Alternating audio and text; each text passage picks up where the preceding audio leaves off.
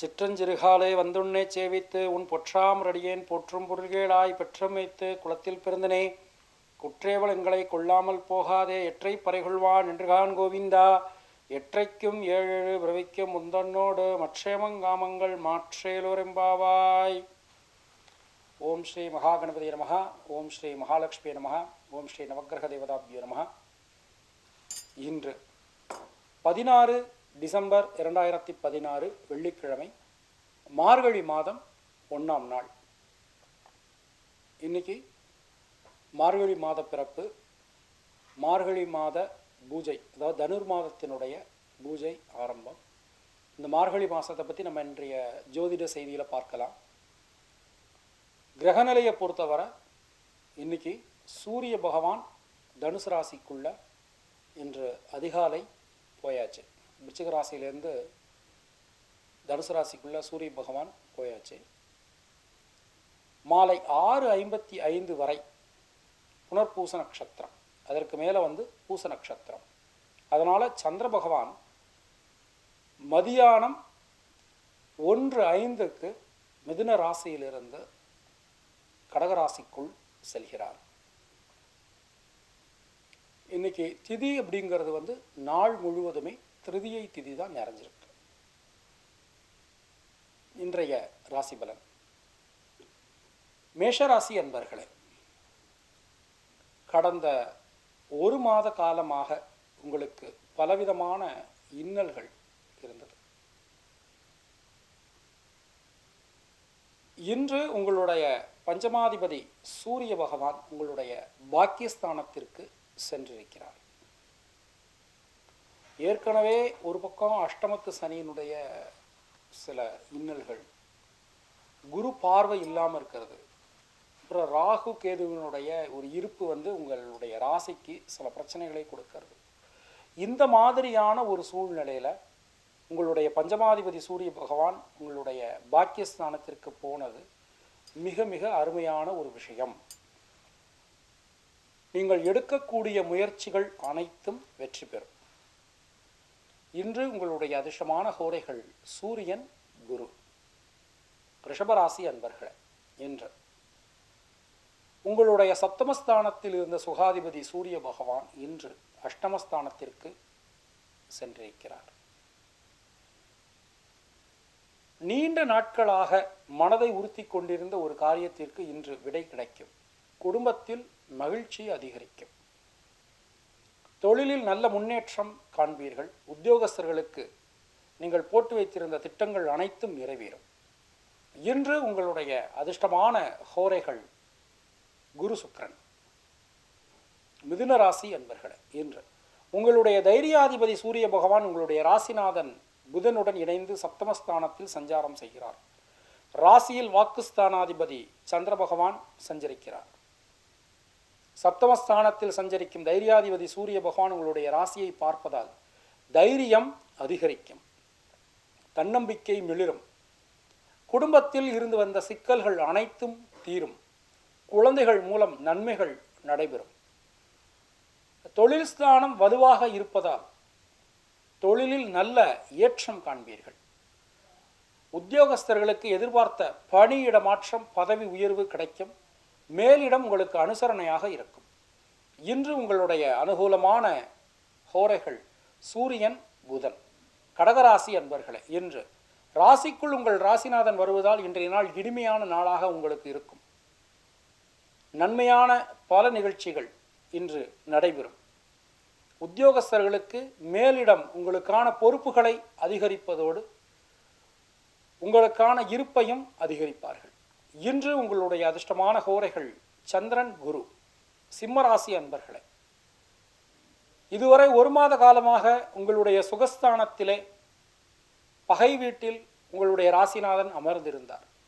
இன்று உங்களுடைய நட்பு வீட்டான தனுசு ராசிக்குள் உங்களுடைய ராசிநாதன் சென்றிருக்கிறார். மிக மிக அற்புதமான அருமையான நாளாக இன்றைய நாள் உங்களுக்கு இருக்கும். மனதில் இருந்து வந்த குழப்பங்கள் அனைத்தும் தீரும். உத்தியோகஸ்தர்களுக்கு நல்ல நாளாக இன்றைய நாள் உங்களுக்கு இருக்கும். இன்று உங்களுடைய அதிர்ஷ்டமான ஹோரைகள் சூரியன், குரு. கன்னிராசி அன்பர்களே, இன்று உங்களுடைய லாபாதிபதி சந்திர பகவான் லாபஸ்தானத்தில் ஆட்சி பெறப்போகிறார். மனதை உறுத்தி கொண்டிருந்த காரியங்கள் அனைத்திற்கும் நல்ல விடை கிடைக்கும். தூரதேச செய்திகள் உங்களுக்கு அனுகூலமாக இருக்கும். குடும்பத்தில் இருந்து வந்த சச்சரவுகள் அகலும். குலதெய்வம் முன்னோர்களுடைய ஆசீர்வாதம் பரிபூர்ணமாக கிடைக்கும். இன்று உங்களுடைய அதிர்ஷ்டமான ஹோரைகள் புதன், குரு.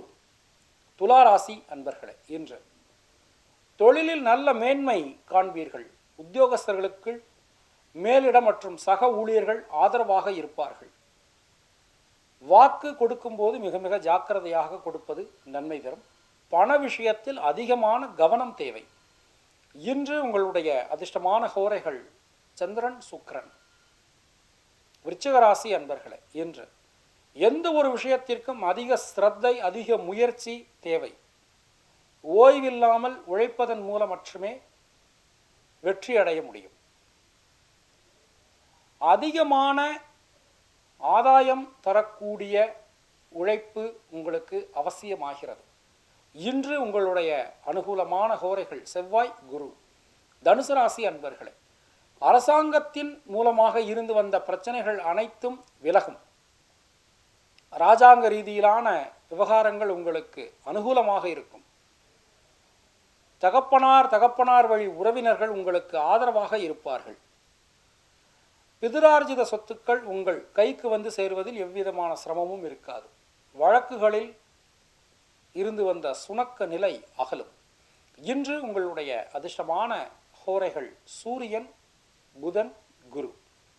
மகர ராசி அன்பர்களே, இன்று உங்களுடைய அஷ்டமாதிபதி சூரிய பகவான் ஒரு மாத காலமாக உங்களுடைய பாதகஸ்தானத்தில் சஞ்சாரம் செய்து கொண்டிருந்தார். என்னதான் குரு பார்வை இருந்தாலும் கூட எடுத்த முயற்சிகள் அனைத்துமே தோல்வி அடைகிற மாதிரியான ஒரு சூழ்நிலை கடந்த ஒரு மாத காலமாக நிலை வந்தது. இனி அந்த நிலை மாறும். மனதை உறுத்தி கொண்டிருந்த விஷயங்கள் அனைத்திற்கும் நல்ல சுமூகமான தீர்வு காண்பீர்கள். இன்று உங்களுடைய அதிர்ஷ்டமான ஹோரைகள் புதன், சுக்கிரன். கும்பராசி அன்பர்களே, இன்று வாழ்க்கை துணையுடன் சிறு சிறு கருத்து வேறுபாடுகள், கருத்து மோதல்கள் ஏற்படலாம். எந்த ஒரு சூழ்நிலையிலும் விட்டு கொடுக்கும் நிலையில் நீங்கள் தான் இருக்கிறீர்கள் என்பதை உணருங்கள். சுப நிகழ்ச்சிகளில் இருந்து வந்த தடைகள் அனைத்தும் விலகும்.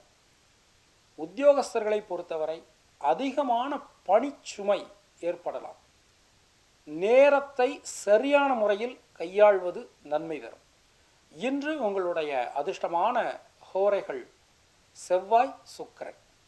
மீனராசி அன்பர்களே, தொழிலில் இனிமேல் உங்களுக்கு நல்ல ஏற்றமாக இருக்கும்.